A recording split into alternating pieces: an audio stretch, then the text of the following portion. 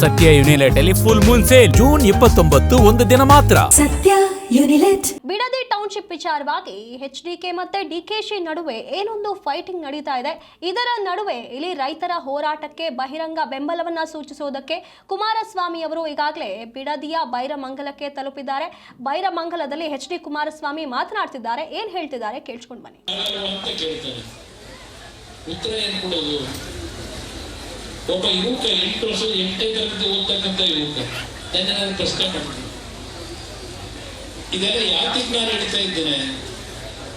ನನ್ನನ್ನ ಬೆಳೆಸಿರ್ತಕ್ಕಂಥ ಪುಣ್ಯಾತ್ಮ ತಂದೆ ತಾಯಿಗಳು ನೀವುಗಳು ನಾನು ಯಾವುದೇ ಕಾರಣಕ್ಕೂ ನಾನು ಒಳ್ಳೇದಾಗೋದಿಲ್ಲ ಸುಳ್ಳು ಹೇಳ್ತಾ ಇದ್ದೆ.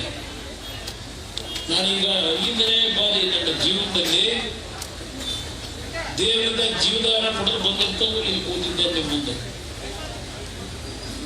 ನಿಮ್ಮ ಮುಂದೆ ಇವತ್ತು ಕೂತು ಮಾತಾಡೋ ಪರಿಸ್ಥಿತಿ ನನಗೆ ಇರಲಿಲ್ಲ.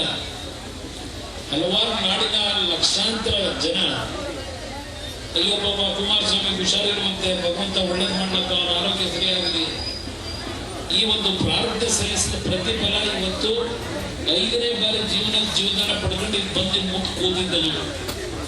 ನನ್ನ ತಾಯಿಗಳು ಕಳೆದ 470 ದಿವಸದಿಂದ ಮನೆ ಕೆಲಸ ಮಾಡೋದು ಬಿಟ್ಟು ಕೃಷಿ ಕೆಲಸನೂ ಮಾಡೋದು ಬಿಟ್ಟು ಇವತ್ತು ಈ ಸರ್ಕಾರ ಕಣ್ತರಿಸಬೇಕು ಅಂತ ಹೇಳಿ ಇಷ್ಟು ಹೋರಾಟ ಏನು ಮಾಡ್ಕೊಂಡ್ ಬಂದಿದ್ದೀರಿ. ನಿಮ್ಮ ಪಾದಕ್ಕೆ ನಾನು ನಮಸ್ಕಾರ ಹೇಳ್ತಿದ್ದೆ. ಇವತ್ತು ನೀವು ಬೆಳೆಸ್ತಂತವ್ರು ಏನಿದ್ದೀರಿ, ಹಲವಾರು ಸತ್ಯ ಘಟನೆಗಳನ್ನು ಹೇಳಲಿಕ್ಕೆ ಸಾಧ್ಯ ಇಲ್ಲ. ಇವತ್ತು ನಿಮ್ಮ ಆಶೀರ್ವಾದ ಬಲದಿಂದ ದೇಶದಲ್ಲಿ ಮಂತ್ರಿಯಾಗೂ ಸಹ ಈಗ ಕಳೆದ 2 ವರ್ಷದಿಂದ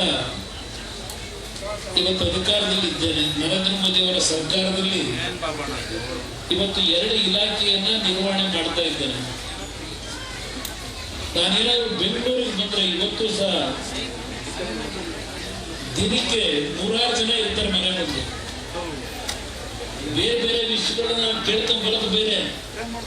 ಇವತ್ತು ನಿಮ್ಮ ಮಕ್ಕಳು ಕೆಲವರು ಮಾತಾಡೋದಲ್ಲ, ಹೆಣ್ಣು ಮಕ್ಕಳು, ನಾನು ಯಾವ ಕಂಪ್ಯೂಟರ್ ಇಂಜಿನಿಯರ್ ಮಗ ನನಗಲ್ಲ, ನಾನು ನಾರಾಯಣಪ್ಪನ ಮಗ ಅನ್ನೋದನ್ನ ತನಗೆ ಗುರುತಿಸ್ಬೇಕಂತ ಹೆಣ್ಣು ಮಗಳು ಇಲ್ಲಿ ಎದೆತಟ್ಟಿ ಹಿಡಿತಾ ಇದ್ದಲ್ಲ ರೈತರ ಹೆಸರನ್ನ. ಆ ರೀತಿಯ ಕಂಪ್ಯೂಟರ್ ಸೈನ್ಸು, ಮೆಕ್ಯಾನಿಕಲ್ ಸೈನ್ಸು, ಮಳೆ ಬಂದು ಹೋಗಿದ್ದೆ ಹೇಳ್ಬಿಡು. ಏನು ಒಂದು ದಿವಸ ನೆಂದ್ರೆ ಏನಾಗಲ್ಲ ಬೇಕಾದ್ರೆ ನಾನು ಅಲ್ಲಿ ಬಂದು ಮಳೆ ಬಂದು ನಿಂತ್ಕೊಂಡು ನಾವು ಕಳಿತೀವಿ. ಯಾವ ರೀತಿಯ ಒಳ್ಳೆ ಸೂಚನೆ ಇದು.